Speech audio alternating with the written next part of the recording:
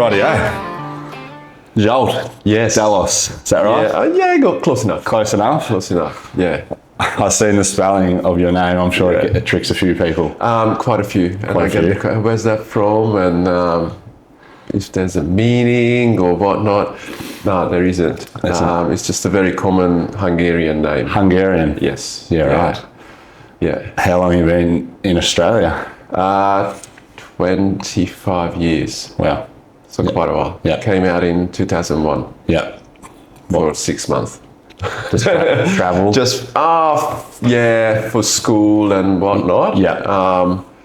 But yeah, I liked it too much, and then I went to uni, and then it just rolled on from there. Worked for a fitness company, and then from Sydney we moved to the sunny coast. Lived there for 13 years, and then we travelled around Australia for 3.5 in a caravan. Yeah.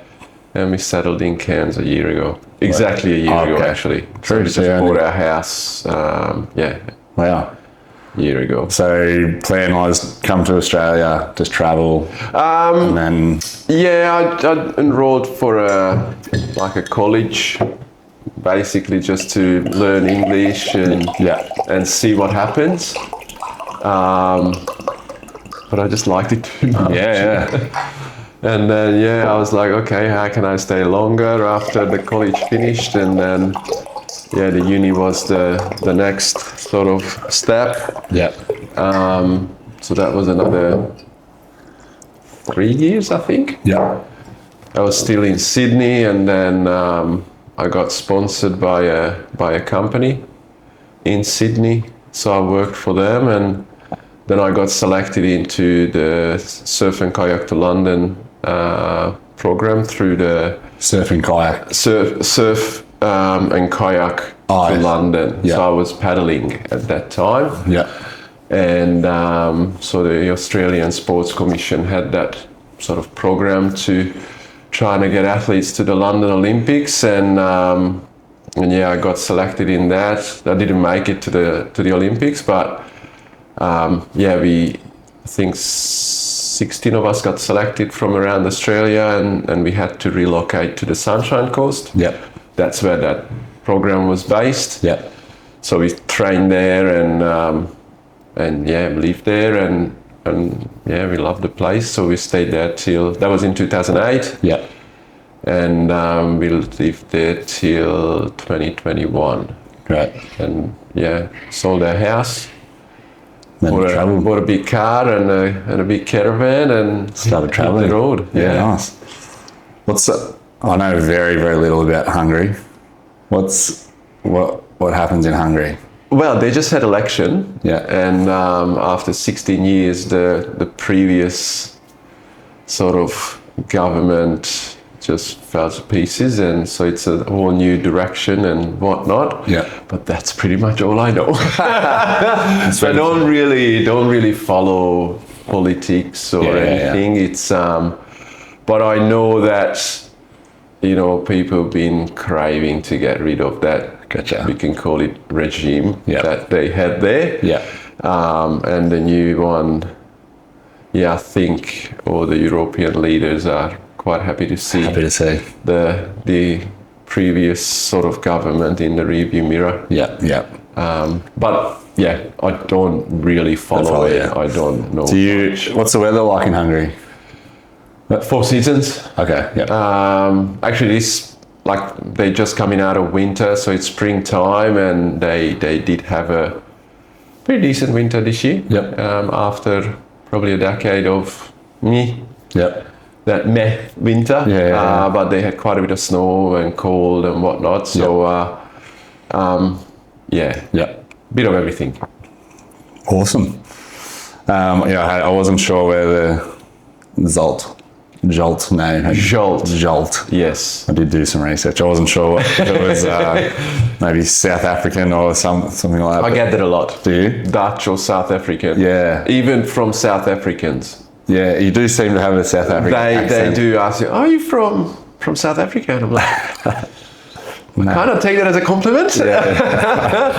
But I'm not. Yeah. They're like, oh, you must be Dutch then. And I'm like, No. Let it go ahead. Always been into like ultra events or like endurance events, or how? Obviously, I've got a resume here, a mile long of all the things you've completed. But yeah, like not quite. Yep. So I used to do kayaking for 20 years, and I was always like, in kayaking, sprint kayaking. So start line, finish line, I could always see the finish line. 200, 500, 1,000 meters, my preferred distance was always 1,000. Yeah. So I guess I have that endurance, that engine. It's more like a diesel than like a quick, snappy supercar. Yeah. But then, after 20 years of paddling, I sort of had enough, and triathlon came around in 2013. I finished. I had my last regatta in Adelaide in December, and I just wanted to find something like to fill that void, and there was a race in 2014 on the Gold Coast, the Queensland Tri Series in Robina, first round, and I'm like, why not? Let's see what it's like. I've seen triathlon on TV, and I was always intrigued to how you can, put all three together. Haven't really trained for it.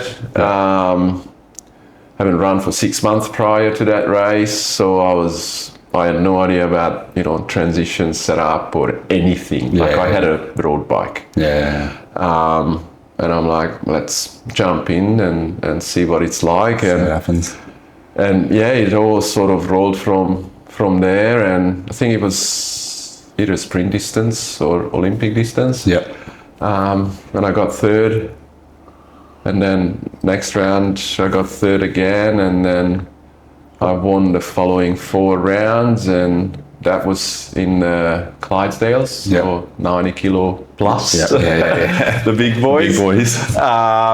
And then I was like, may as well try in age group. Because I was winning by bigger and bigger margins. And I always liked that challenge. So in 2014, 2015, when I started in age group, and so I was in a 35, 39, so I'm quite a late bloomer.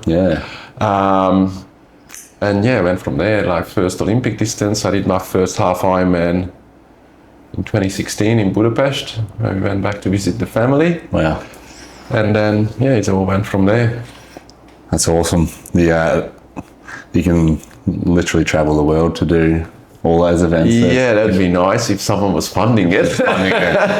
Whilst it's self-funded, it's a little bit more difficult. It does get a bit expensive.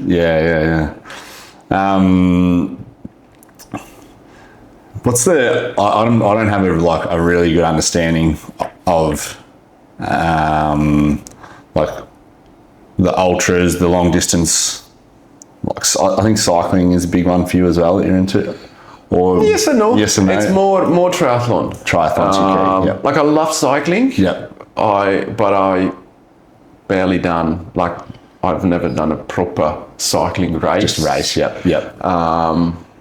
I've done, like down during the Tour Down Under in Adelaide, Adelaide Epic, which is kind of a race, but it's not like, it's hard to say like that was a cycling race. I've done a gravel race down there as well. That was a race. Had a massive stack.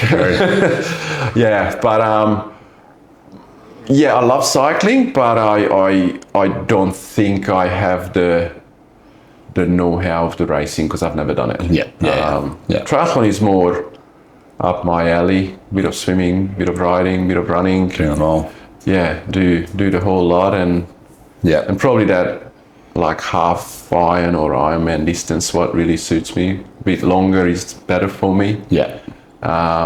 I don't really have those fast twitch fibers in my body, especially when at my age, you kind of slow down, but you can go longer. You can just keep going. Are you training for anything at the moment, or like? Yes, Yep. I'm actually flying out tomorrow. True, you did mention that. To Apologies. Singapore. So I'm doing the T100 there, which is a 2-kilometer swim, 80k bike, and a 18-kilometer run. Wow. So that's Sunday morning, Yep. and then come back Monday and 7 weeks till Cairns Ironman. True. So I will. And you're doing the full, Yeah, yep. doing the full 5 years after my last one. Wow. So I raced here 5 years ago, did the full. So I try to go a little bit better than I did Okay, last 5 time. years ago. We So might have to. 5 years wiser. Yeah, age hopefully will help that one. Yeah, fingers crossed. What's the training? Obviously, this week I assume has been lower. A little bit. A little bit. Not by a huge margin, but a bit less, yes, definitely. What's the last, like, say, 4 weeks out look like? So like 4 weeks ago today. For this one, not like we still did some volume around the 20 hours, Yep. sort of 2023. Yep. But the next 7 weeks, like leading into Cairns, those will be big. Yep. So around the 25-ish You track it in hours of hours work per and week. volume, yeah. Yeah. So, but it will add up probably closer to 30 than 20. Yep. You know, like you got your swimming like 3-4 times a week. Yeah. Bike probably 4-5 times again, Yeah. and Saturday long rides like 6 hours in the saddle. Wow. And then running, I reckon we'll be upwards around 100k 100k a week. for a few weeks, just to get that toughness in the legs and be able to run well off a 180k After. ride. So yeah, it hurts. It's hard, but yeah, like as I always say, train hard, race easy. Yeah. And you know, it's a lot of confidence boost as well, that you know you've done the work, you know that you couldn't have trained anymore, and obviously you got to look after the recovery side of things. It's Yeah. just as important to make sure, you know, massage and chiropractor and stretching and the gym. Like the gym is a huge part of endurance work. So yeah, all those little fueling, so all those little things, they all add up to hopefully a good performance on race day. I'm keen to dive into like the nutrition, sleep, recovery. Yeah. I'm sure but an actual week of, like, let's say your hardest week, or the biggest week, sorry, of training, maybe the hardest too. Yeah, very likely. Maybe. You're doing, say, 30. Let's say 30 hours. Yep. What's like are you like a breakdown? Yeah, like 10 hours bike or roughly, or you know, or 200 k's bike. Estimate. Yeah, so about say 450k on the bike, give or take. Yep. About 100k run and about 12-ish k swim and 3 gym sessions. 3 gym sessions. Yeah. Wow. And you do, and I guess a whole body gym, really. Yeah. A lot of focus on legs and core work. Yeah. Bit of upper body as well, because obviously swimming part you need that sort of strength. Yeah. Because as a triathlete you don't really use your legs in the water. You try to save them for the bike and the run. And wearing a wetsuit, it does help with buoyancy. Floating and buoyancy. Yeah. So, you know, every now and then you just kick to keep the blood in the legs, but you do a lot more work upper body. Yeah. And the wetsuit does the rest of the work. And then like you come out of the water on the bike and it's all systems go. Yeah. This is side note, I've heard people talk about the water is like a boxing ring almost in terms of getting punched and kicked and... Not anymore. Not anymore, It's different to what it used to be. Okay. I haven't done a lot of mass starts because it sort of changed when I got into the sport, just from the safety side of things. Yeah. So these days, you all line up, you self-seed yourself where you think you're gonna swim, like your pace, and then they only let go like 5 people every probably 5 seconds. Okay. So it's not like, you got 3,000 people and go. Gotcha. So that was nuts. It's only, I think, New Zealand is the last sort of event they still do the deep water mass start. Yeah. But everywhere else it's rolling start. starts. So it's a little bit more controlled. Yeah. Occasionally you still get an elbow or a foot in the face, but that's it's not a full free for all. No, it's not as bad as you like. Yeah, I've been pushed under, pulled back. They try to unzip your wetsuit. So it can get a bit nasty. Get a bit hairy. Yeah. So biggest week, or in the middle of training, nutrition, fueling, like how many calories are you eating? I never counted. Fortunate enough that my wife is a brilliant cook. Great. So just basically food on tap. Just get it in. When you train that much, it's obviously not living off Macca's and whatnot. Like, it's home cooked and good food, but a balanced diet. Yeah. If you eat everything, like I love meat, but I eat my veggies as well, and fruits and rice, pasta, whatever. So I can get away with murder in terms of I can eat like a horse. You just work it off, and your body need it to recover and repair. You need excess, really. So that's when you get into trouble, when you under fuel and the bones just get weaker, and you can have stress fractures and whatnot. So eat, just get it in. And then on during events or during training, even so that it's harder to eat. I've been using Infinite Nutrition for 10 years. Gel. Basically, it comes powder form. It's easy to mix up your drinks. It's got everything. So you got your carbs, your sodium, like your salts, and all your needs for training and for racing as well. So 2 scoops per hour gives you 90 grams of carbs, 1,000 milligrams of sodium. In my mix, I have 75 milligrams of caffeine as well. And just mix it in a bottle. So if I go out on a long ride and say I can take 4 bottles with me, I mix up my 4 hours worth of calories in the 2 bottles. So I put about 500 grams of carbs. In the 2 bottles, and another 2 bottles just with water, so it's easy to top up. But I have my fuel for the entire duration of the session, and that applies for the race as well.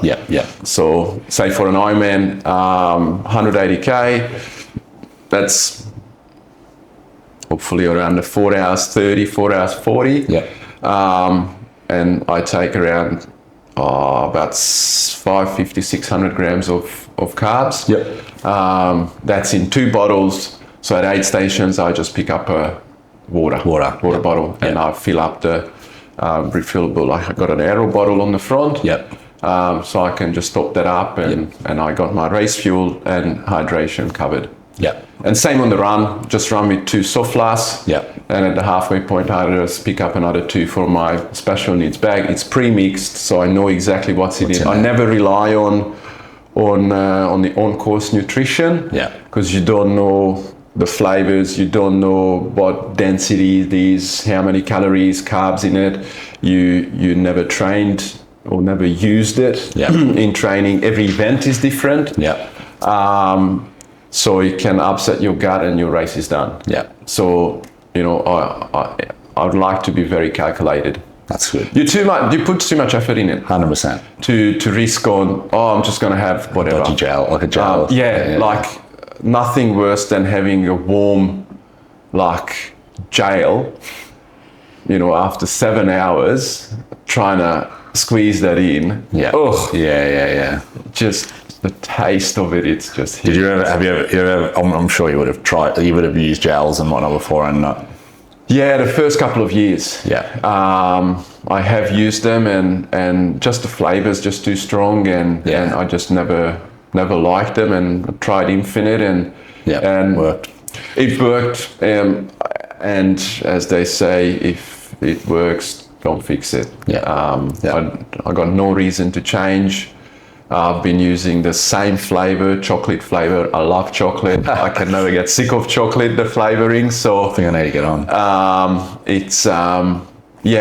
It works for me, and they've been very, very supportive of my journey. So and they on the Sunshine Coast. So great. I knew the previous business owners really, really well. We were really good friends, and now a new couple run the business. They are also really supportive, really nice people.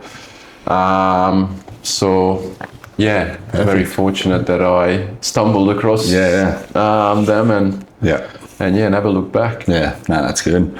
We'll go into the coaching and stuff, but in terms of your got people that you're training, do you recommend them to that, or you just say so a lot of my athletes use Infinite, or a lot of people that are getting contact with through my bike fitting business as well. So I always have a chat to them what they use or they ask questions and I always recommend. But I always say, if you got something that works, don't change it. No need to change just for the sake of changing. But if you still trying to find something that works for you, by all means, give it a shot.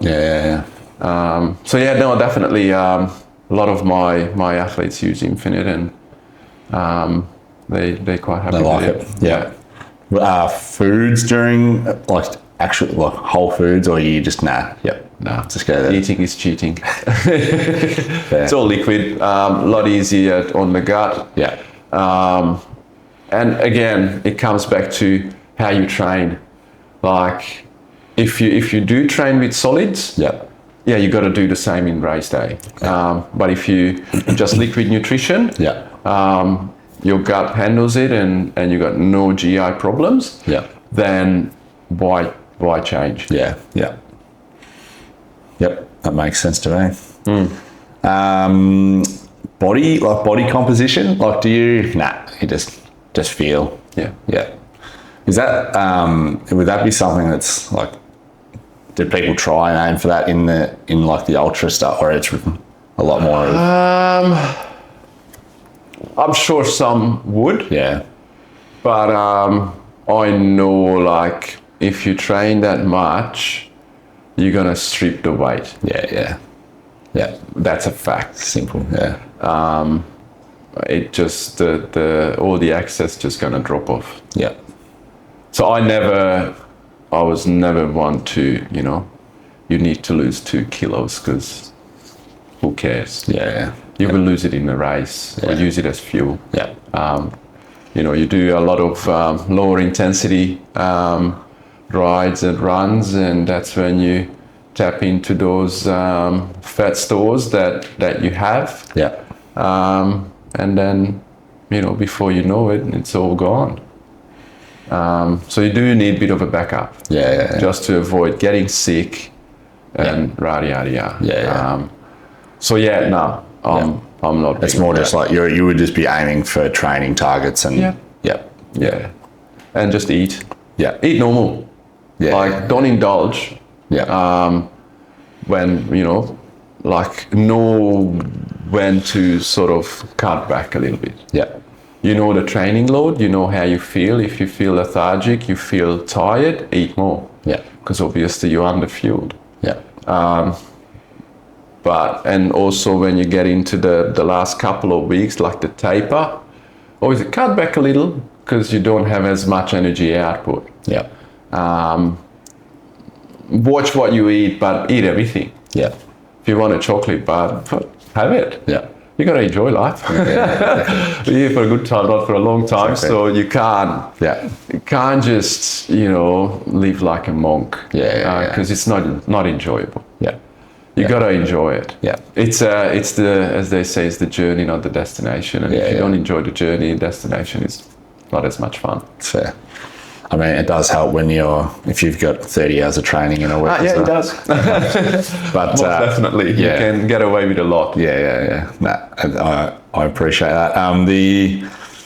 Another one is like the suffering when you're, like, I guess from a mental point of view, because I've spoken to a couple other people in there, and like in the ultra areas, and like the suffering is one that I find intriguing, because it's a bit of it. I feel like some of the people are a bit of almost sickos, because it's like they all enjoy the suffering, or they're able to handle it. But it's an awesome trait. Especially I don't like during the calling it race. suffering. Okay. Because that's when training comes in. Like, if you train well, you don't have to suffer. Like, you just dial it back a bit if you got a bad spot. It's all in your head. Yeah. You just get through it, and then you come out on the other side, and you get that second win, third win, fourth win, and you just keep going. But I don't think, like, running I guess 160k or those backyard ultra, when you have blisters everywhere and sleep deprived and whatnot. Yes, I reckon that's more the suffering side of things, and it's not something that I would ever do personally. Yeah. I like my sleep. I like to sleep in my bed next to my wife. Like, these things, it's not something that I'm interested in. Yeah. One day event. Yeah. That's where I draw the line for myself, because then after that it turns into, it's an amazing performance, but I don't know if it's an athletic performance. It's more how much you can hurt yourself. Yeah.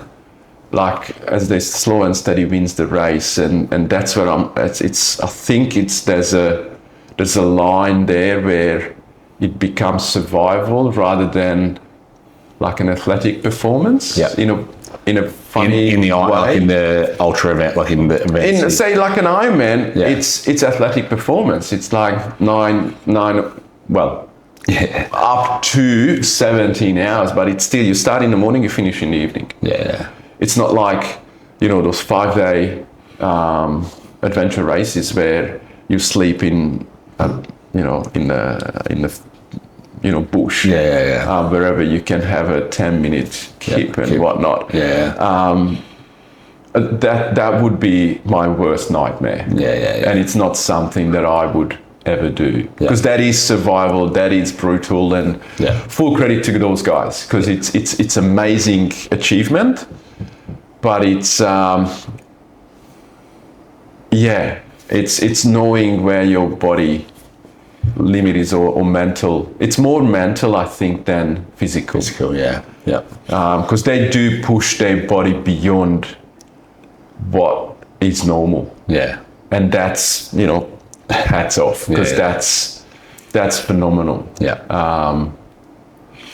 It's the mental aspect that I think they have to train more. Yeah. Physically, you can only train so much. Exactly. They can't fit more training in to prepare their body. Yeah. But how they handle the pain, the suffering mentally, where they are stronger than 99.9% of the population, or even really good athletes, because they are willing to push beyond when, like their toenails fall off, they'll keep going. And they got another 3 days, or they tear a tendon, they keep going because they are willing and able to push their body beyond what everyone else, vocabulary is normal. So for me, that's crazy. Is so you, I guess, in race, if you hit the wall, or if you get to a point where you're got some mental noise, this, like you can push beyond that, and the second wind, it will come. It's coming. Yeah, definitely. As long as it's not an injury or something debilitating, you work through it. It's just the body will always try to find an easy way out. So you just say, now we keep going. We keep going. But obviously, you roll your ankle, you can't walk, you pull the pin, because it's no point pushing. Because the race is done. But everyone goes through these, like in an Ironman or even in a half, like you go through these, bad patches. Everyone does. Even the best of the best in the world, the professionals. But they can snap out of it quicker. Sometimes they can't. And that's when they DNF. They just pull the pin and they just walk off the course. It does happen. It happens to everyone.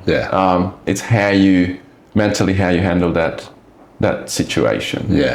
Whether it's you bit low on nutrition, or you just need a bit of a breather, and then mentally that's when you find your why you started the journey, why are you doing it, why are you in that race. And if your why is strong enough, you're back on. That's why, like with all my athletes, I always ask, why are you doing, what do you want to achieve? Because that's what you draw on when the going gets tough. That's the psychology behind to an extent.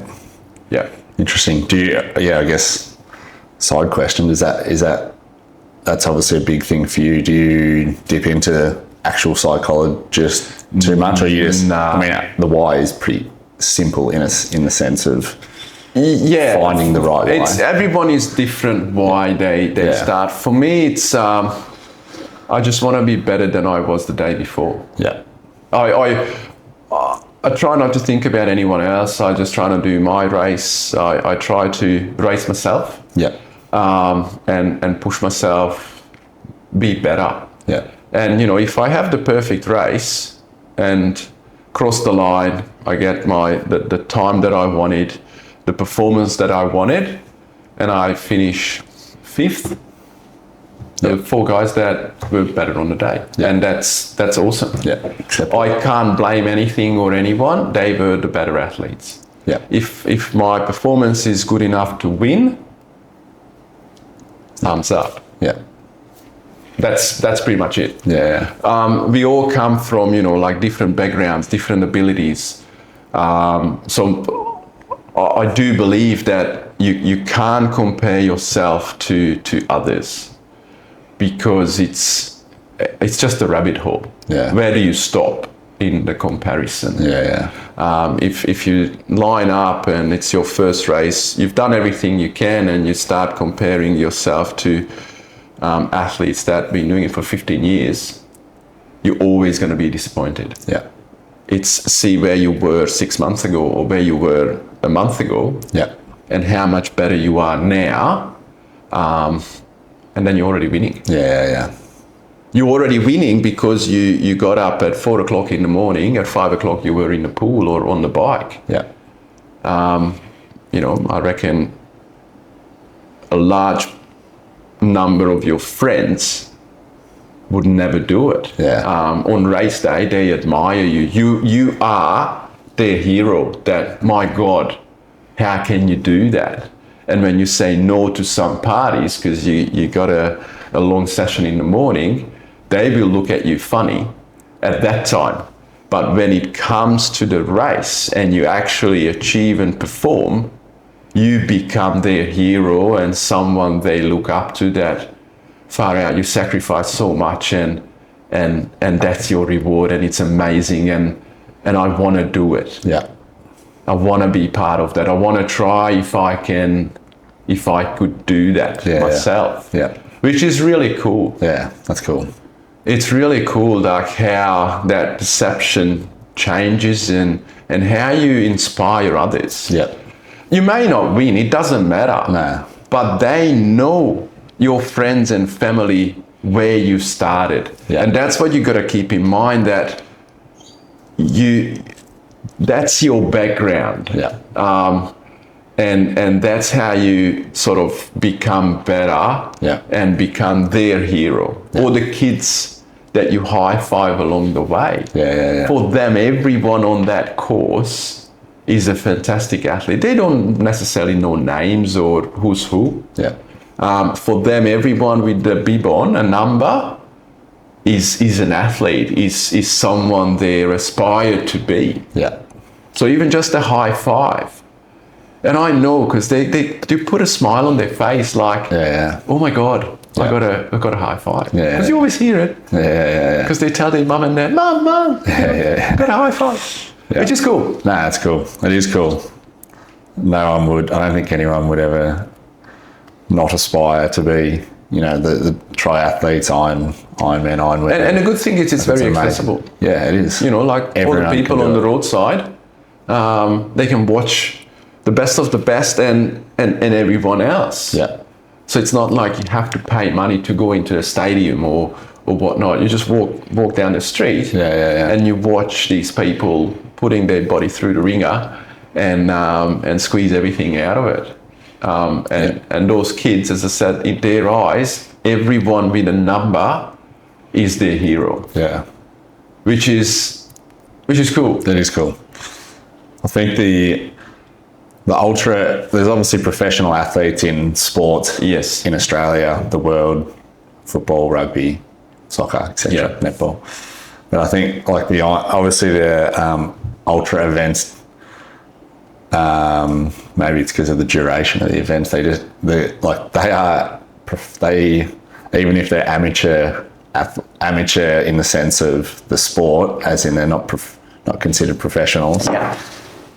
They are, like, if you compare their fitness and dedication, it is at a professional level when compared to other sports, because the amount of training and that. I would say so, yes. Which is, it's not unfair or fair. It's just is what it is. But it's just a fact. It's just a fact. It is interesting though.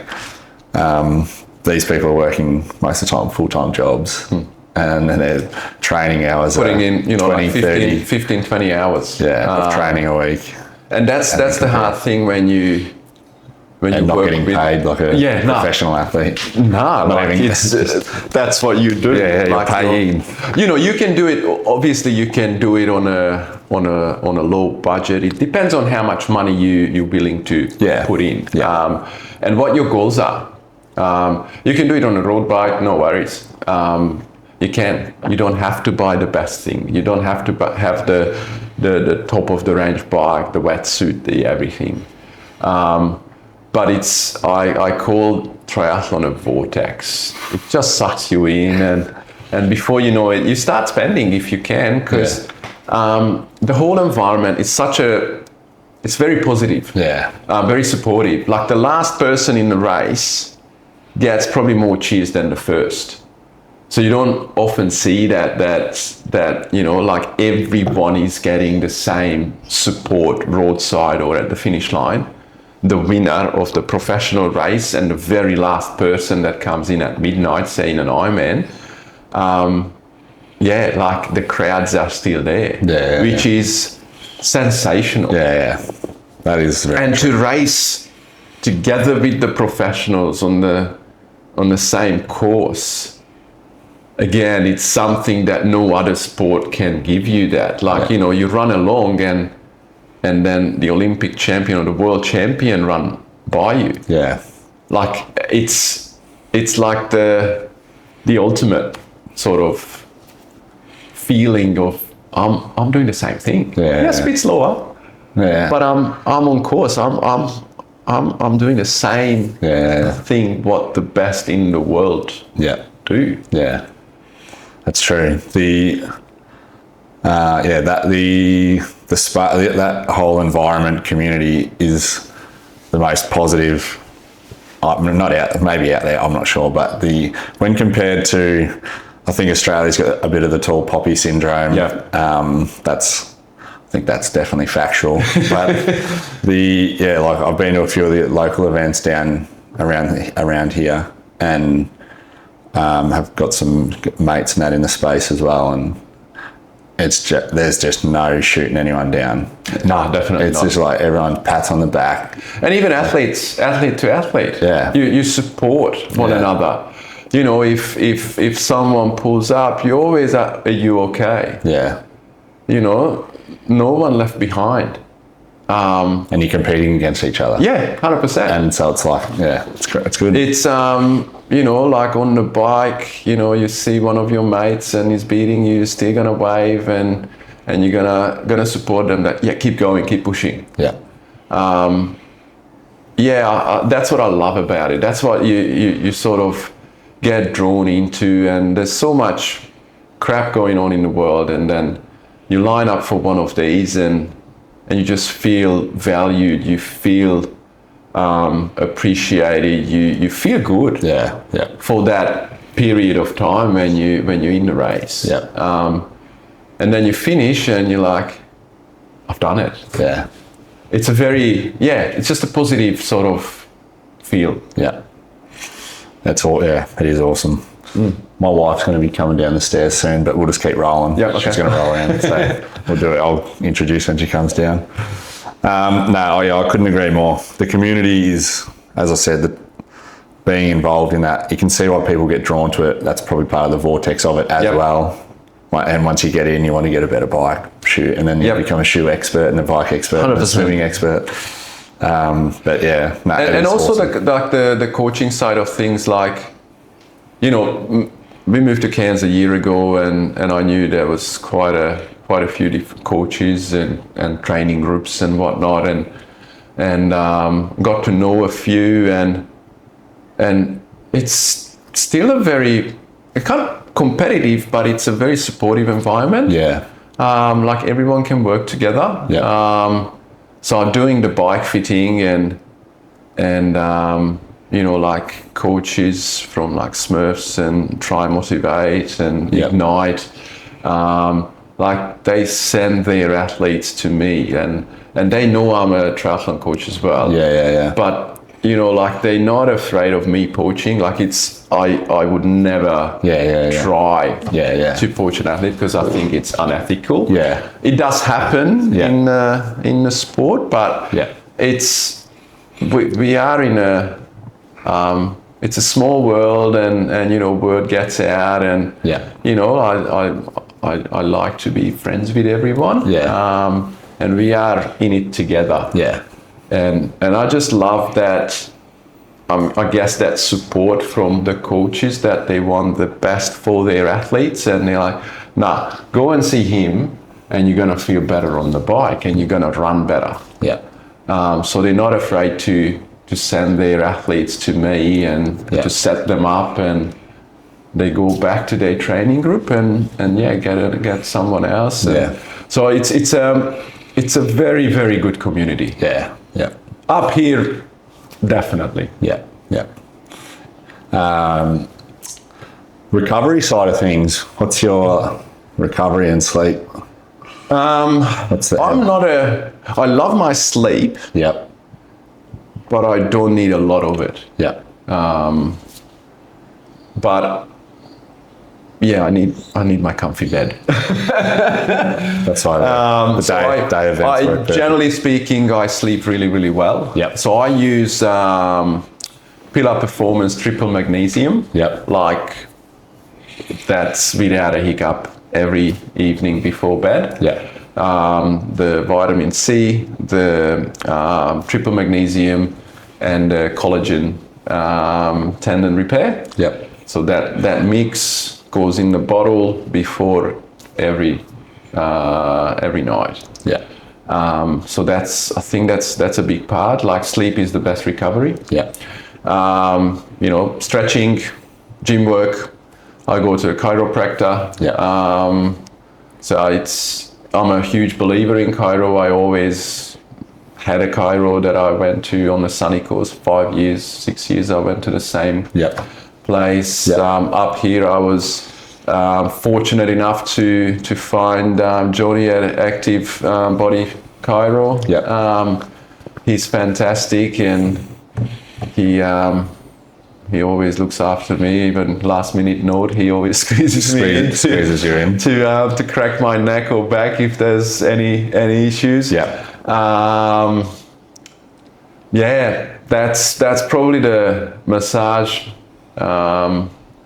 These are probably my go-to things to do. Obviously, like through Infinite, the protein powder. It's another one after every session religiously. But that's pretty much it. I like ice bath.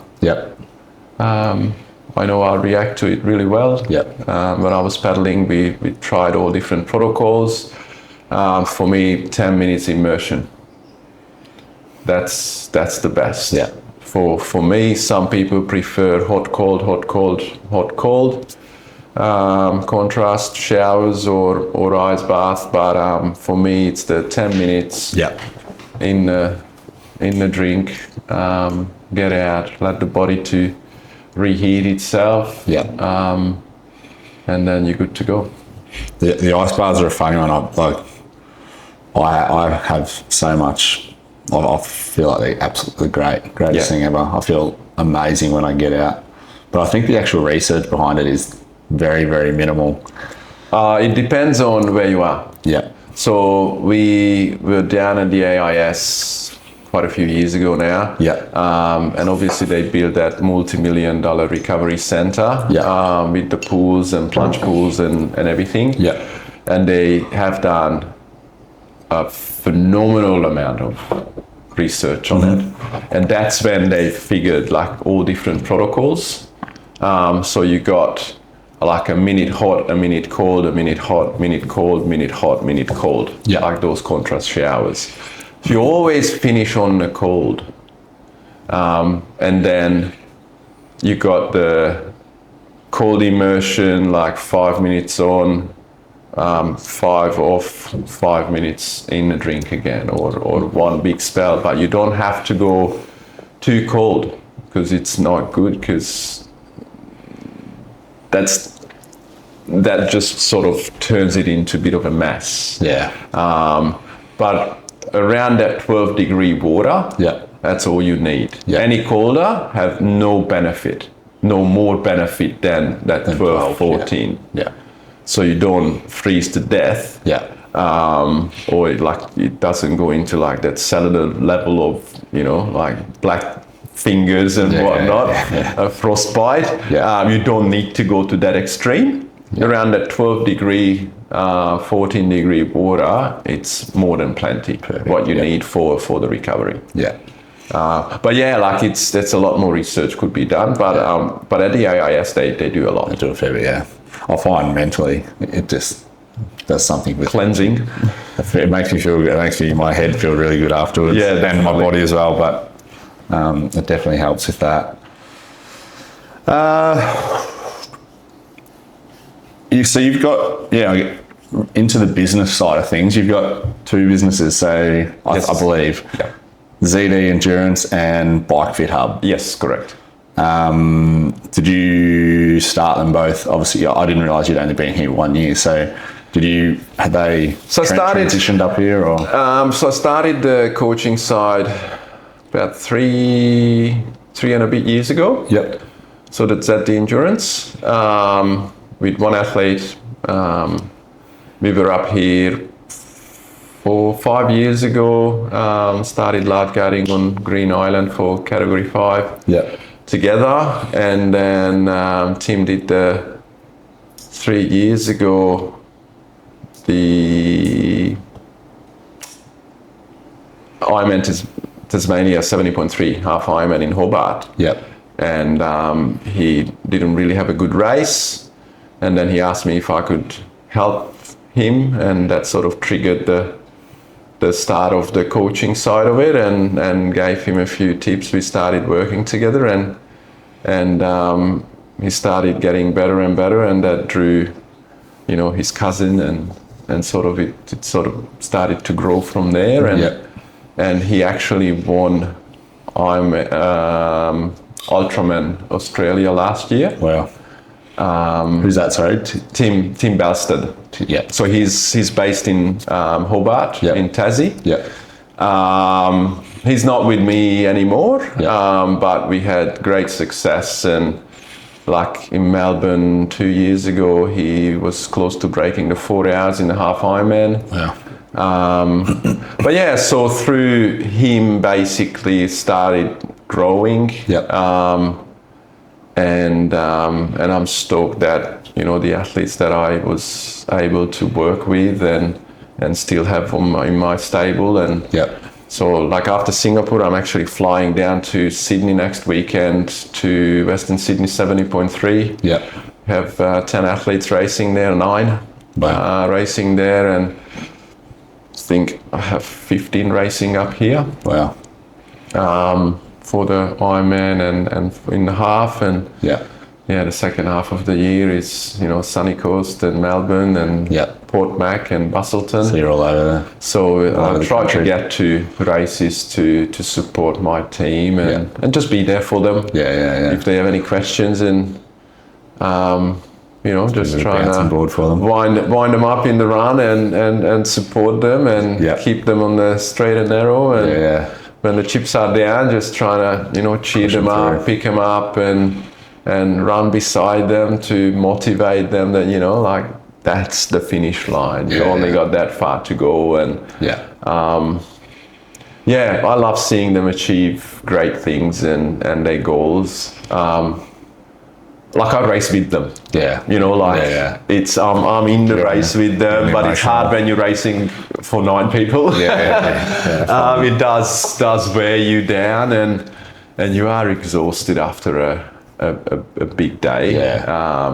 Because you don't want to let anyone down. You No. feel like if you miss them somewhere, you're letting them down, and like I know they don't feel like it, but I do. Yeah. And I trying to, you know, support everyone and be there and keep the rest of the team updated on our messenger group and Yeah. see how everyone looks and feels and how they're traveling. So it's really cool. I really enjoy it, and again, back to like where they started and where they are now. So quite a few of them, not in their wildest dreams, thought about Could do it. They can achieve amazing things, and they do. So it's really cool. I bet. Yeah. Are the athletes, in terms of like, I guess, amateur? You've obviously got amateur ones all the way through to, or No, just age group. So Age group, I only gotcha. have age Yep. groupers. Yep. Don't have any pro Yep. athletes. Yep.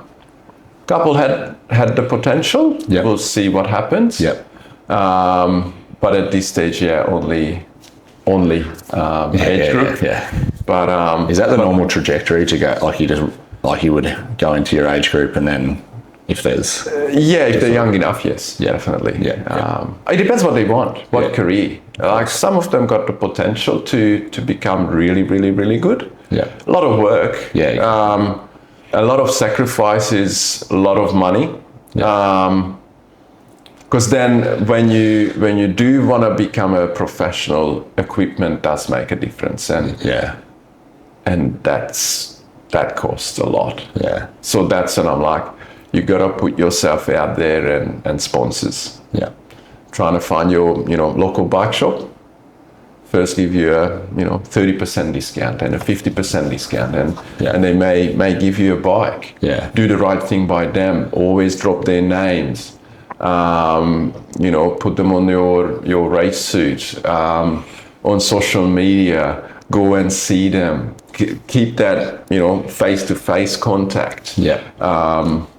If they want to promote something, just say, "Oh, I'm happy to help out. Yeah. help out." Drop their name on your social media. Yeah. And then go from there. Yeah. Like I was fortunate that dropping a name for a few times, and I asked them, like, is there a possibility of getting some discount, and they jumped on board, and then I was sponsored by a wheel company, so I never bought race wheels for myself. I just got given them like as many as I wanted. Yeah. So I just had wheel sets at home in the garage, and so it does work. Yeah. It does work. Yeah. And don't try and go for the biggest ones, big names, because they're not interested. Nah. Startups. Yeah. Because they want to grow with you, and you can support one another, and it's more likely they will get behind you, and if you grow together, great things will come out of it. Yeah. It's more likely that they're gonna support you all the way through. Yeah. And so your clients all over Australia? Yes. Yep. So from up here, Brisbane, Sunny Coast, Sydney, Melbourne, Tassie, Adelaide, Perth, Broome. Wow. Yeah. Okay. Pretty much everywhere where we travelled. Got athletes overseas as well. So yes. Yeah. Which is good. Yeah. That's why we got that messenger group, so we kind of stay connected and know who's doing what. Even though we are all over the place. Just having that team spirit, team environment, and everyone has different contacts. So say someone needs a pair of running shoes, who's got a discount code? And then someone will have one. Because they know someone. So it's definitely a good thing to have. No, that's awesome. And the Bike Fit hub, is that a So that's started. So I had 6 bike fits myself, with custom bike fit on the sunny coast with Michael. So I've known Michael for a long time, 12 years, 11 years, ever since I started triathlon.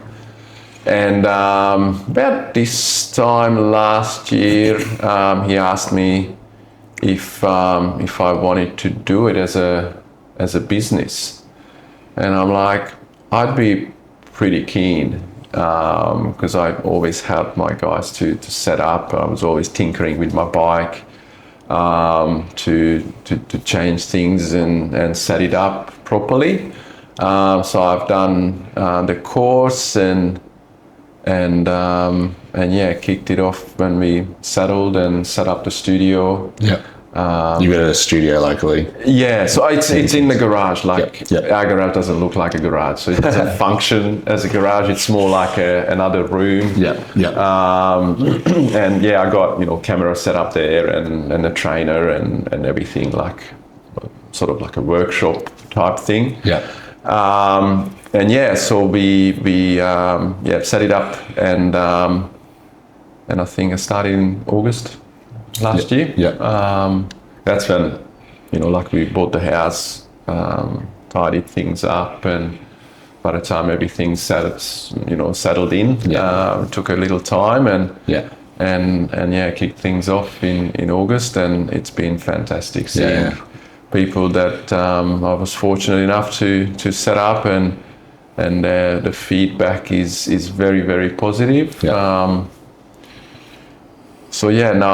I'm grateful for all the coaches around Cairns and in Townsville as well, that they send athletes and people up. So it's fantastic. There's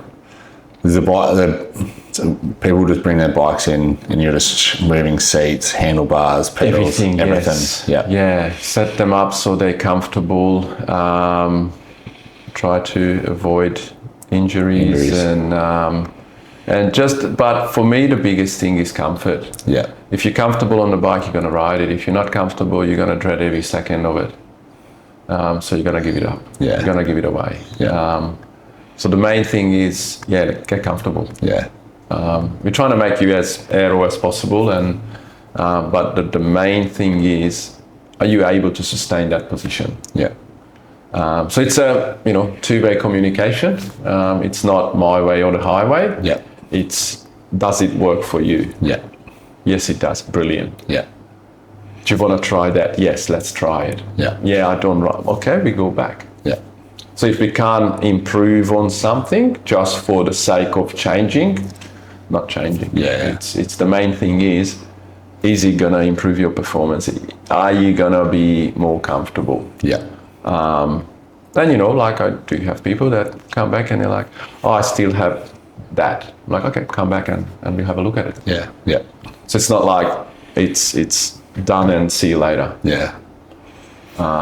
So we want to make sure that people that come through the door, they get looked after, and as I said, it's a small community. Yeah. So word gets It's out, and I want to do the right thing by everyone, and want to make sure that they are happy with the service, they are happy with what they're getting. Yeah. But so far, touch wood, it's been going really well. Yeah. Yeah. And seeing how they ride, how they perform, Yeah. that's absolutely amazing. Yeah. Like I had quite a few of them that came through, went down to Peaks Challenge in Victoria. Yeah. I think last month. I'd imagine you did that. The 3 Peaks Challenge. Yes. And everyone was like, I felt really good on the bike. Yeah. Which for me is the ultimate reward. Yeah. Or one of the boys, he did the Husky Ultra a few weeks ago, and he was like, it was super comfy and feeling really good. So these are the little feedbacks that fuel the passion and knowing that we are on the right track. Yeah. No, that's cool. I guess you're running a businesses, training 20 to 30 hours. I think you know where this question might be going. Yeah. You've got a family. With a 10-year-old son. And your wife. How do you manage it all? I'm sure there's a bit of maybe some push-pull. Spending the last 3.5 years in a caravan. True. So we were lucky enough to spend a lot of time together, which was the best 3.5 years of our life. Yeah. It was the best decision. It was incredible. And like my wife works from home as well. Yep. So for both of us working from home, it's kind of make things a lot easier. Yeah. So she's running her business. She's an artist. Yeah. She goes to the markets, awesome. like Palm Cove, Port Douglas, Tanks, with all her products. Yep. Like she's a watercolor artist. Yep. She does her workshops and like Esther's Creation. Her business, and but she's got a studio set up at home as well, so that's where she paints, like doing the bookmarks, the tea towels, the key rings, and so working from home, it's not like we both have a 9-to-5 job. We go away, go home, and so it does make things a lot easier. And we're able to take our son to school, drop him off, pick him up, take him to soccer or judo or swimming or futsal, and being an active 10-year-old, it's that's good. He's got his finger in every pie. Is there an aspiring triathlete there, or is it still working, seeing how that as long as he's active, I don't really care. No, exactly. It's I'm not gonna force anything upon him. Yeah. Only thing I want him to be a good swimmer. Yeah. I don't want him to be a swimmer. Yeah. But to be very competent Yeah. and confident in the water, no matter what. That's good. You know, like growing up, like he was born on the Sunshine Coast and waves and whatnot. And during our travels, we stayed on beaches on the Ningaloo coast or down in South Australia or, Esperance, and where there are waves and different conditions. And I was never, worried that anything can happen because I know that he can swim. He can swim, even though he was quite young. Yeah. But he's getting better and better, and he swims like his technique is a lot better than mine, which is normal. Okay. But we'll see where life takes him, and but academically he's really switched on as well. Like he goes to a freshwater Christian college and love the school, and like it's a very sort of family environment. It's a smaller school, and that's what we kind of wanted for him after traveling, and to be in a school where he's not just a number. With thousands of kids. We wanted to be like that close-knit, like a country sort of school. So he went to school in Broome as well, because we did a full season, so we lived in Broome for 5 months. So he went to school there, and he really enjoyed that environment, and we were sort of looking for something along the lines of that. I think we find it at Freshie. So awesome. I'll touch on the achievements here because there's a long list, I'm sure. So father and husband would be at the top. Yes, definitely. Here's my wife, Charlotte. Hello. Hi, how are you? Good. How are you? This is Zsolt. Hi. Pleased to meet Nice you. to meet you. Yes, your list of milestones. As I said, father and husband, number one. But you have represented Australia at the ITU Multisport World Championships, placed 5th in your age group, 2-time Ironman athlete with a PB of 8 hours 59. 8 times half Ironmans or 70.3s, PB of 4 hours 10. Marathoner, PB of 3 hours, qualified for the Ironman World Championships in Kona.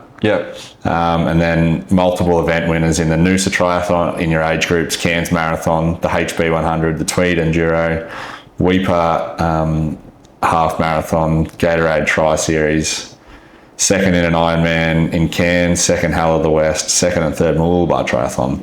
You're a business owner as well. And as I've already mentioned, dad and husband. Sounds all right. So you've got I think you've got the resume's quite well and truly established, which is awesome. Off that, like with your discipline and like motivation, because people who are not in ultra events, they just think, I'm sure you probably hear this, they would think you're crazy, or, for the amount of time. I guess, but in terms of the exercise and moving I find it quite easy because it's just good for my head mainly. But I guess for you, how does that? It's an outlet. It's a social side of it as well, riding with the boys on the bike. It's socializing. Like I don't really go to a pub or that's what I chose to do. That's it. That's my outlet. I feel good when I'm on the bike and I'm out in the open and do stuff. I guess that's sort of, and I was always very motivated to to perform and race. I love racing. Yeah. That's something that I thrive and line up and see what I can do. Yeah. That's my sort of that's my tick. Yeah. Yeah. To be on that start line and okay, let's go. I just love the feeling of pinning a number on. Yeah. Yeah. Like when I was still kayaking, there's a few of the guys on our team were like, oh, I can't imagine being a professional athlete. It would be so boring. And I'm like, oh my God, like that would be my absolute dream. Yeah. Someone to pay me to do this. Train, eat, sleep, repeat. Yeah. Like that would be the ultimate dream. Yeah.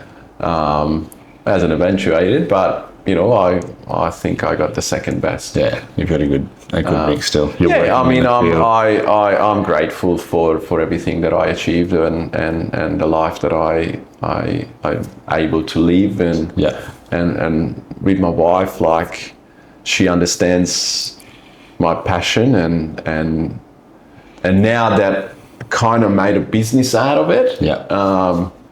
It goes down a little bit better as well, like all the trainings and everything. So it's been fantastic. Yeah. Obviously you got ups and downs. 100%. Like everyone does, and anything with anything in life. Yeah. But overall, I'm stoked. Yeah. Very, very happy. Yeah. Well, you're working 2 businesses in that industry. In that space, yeah. It's awesome. It's awesome. Like it really complements each other and it keeps me really involved and up to date with what's happening. Yeah. Get your finger on the pulse. Like I get to travel and go to races and support my athletes, and then I'm like, well, might as well jump in and race myself. So I got a coach as well, because a lot of the times I get the question that, do you self-coach? And I'm like, nah, I couldn't. I need that accountability to someone. And Clayton's been there since 2019. Yeah. Obviously when we were traveling, I wasn't on the books and it was all over the place. But now that I decided to, that's just the comeback year and I wanna do some great things this year and beyond. So I got in contact with him again, and I was lucky enough that he said yes. So I'm back with him and I'm stoked. Right. Sometimes he gets a bit carried away with what he gives me, but that's okay. I'm still trying to tick the box, and I messaged him after that. That was very ambitious, and he's messaged me back that I felt ambitious this morning for the weekend, and I'm like, oh, righto.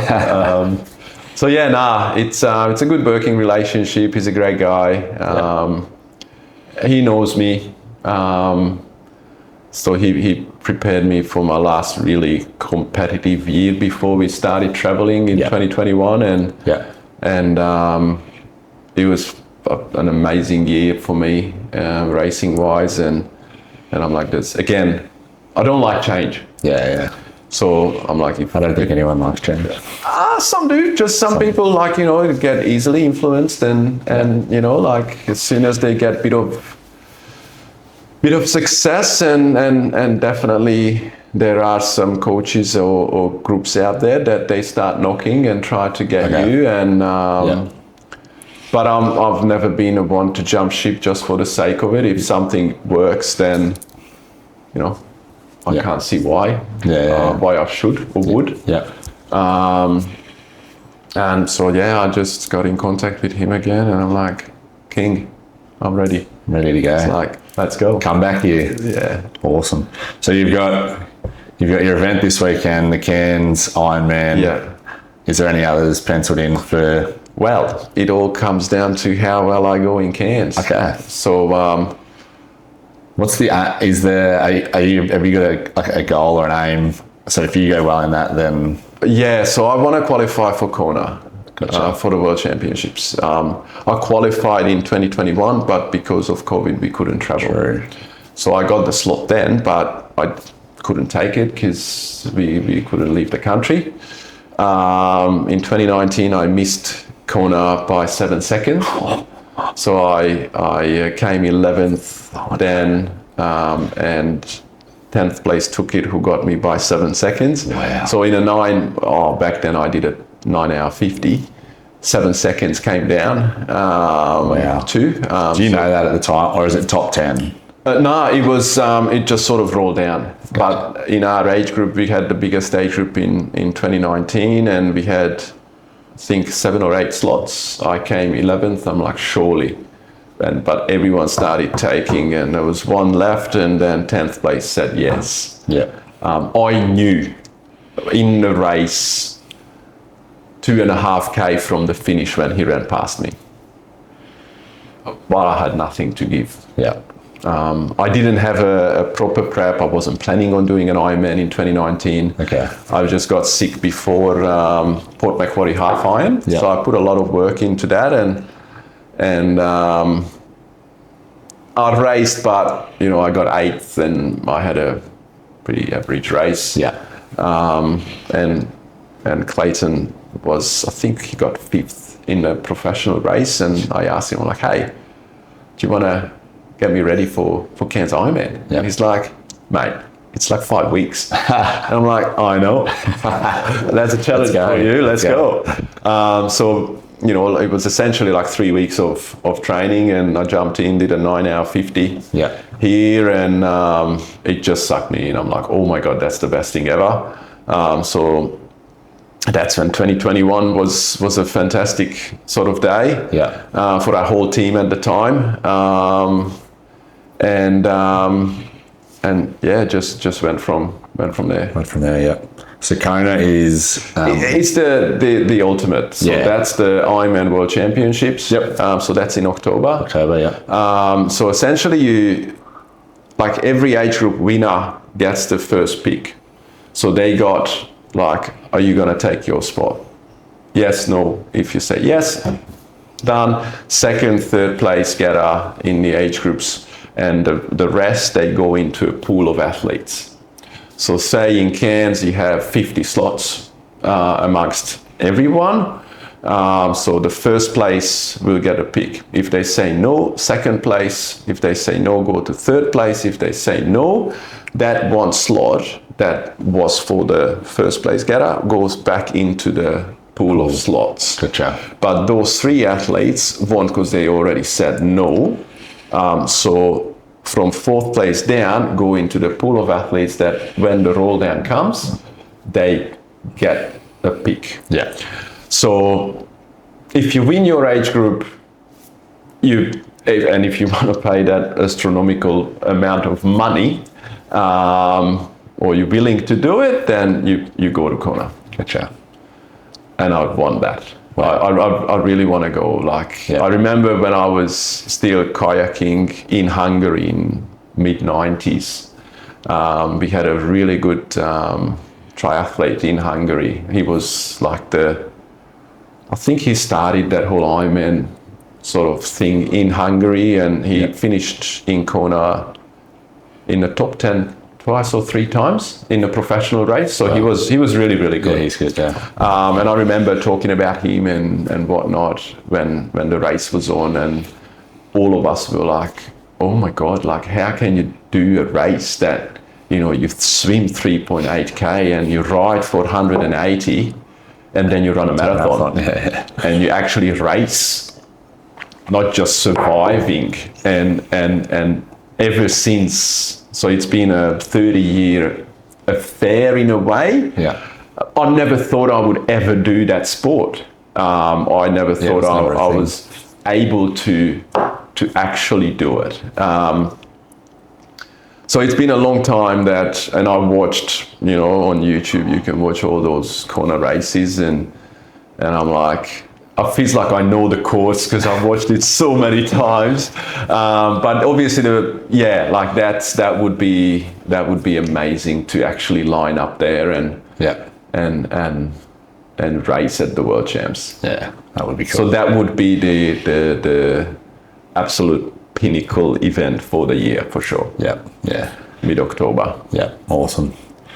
Well, we I guess maybe I will keep a track of how you roll. Revisit. Hey, we might sit down again in pre or post the Cairns one and then see what the Kona situation. Yeah, so it's gonna come down 14th of June. So you need to obviously win. So if you win, then that's a straight ticket. Yes. And then if you podium, then it's. I'd be a little bit disappointed, to be honest. Okay. Because I came second in 2021. Yeah. I would love to win. Yeah. Okay. Your aim.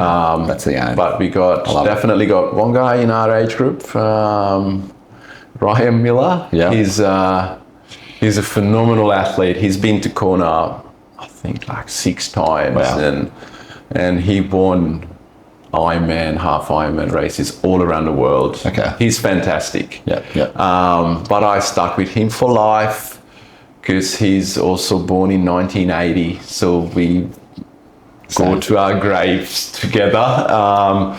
So if he's racing, it's going to be and obviously there are other guys, but I know him as a phenomenal guy. He's a fantastic runner. Yeah.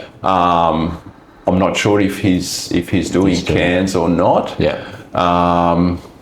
Like he was the one that beat me in 21. Yeah.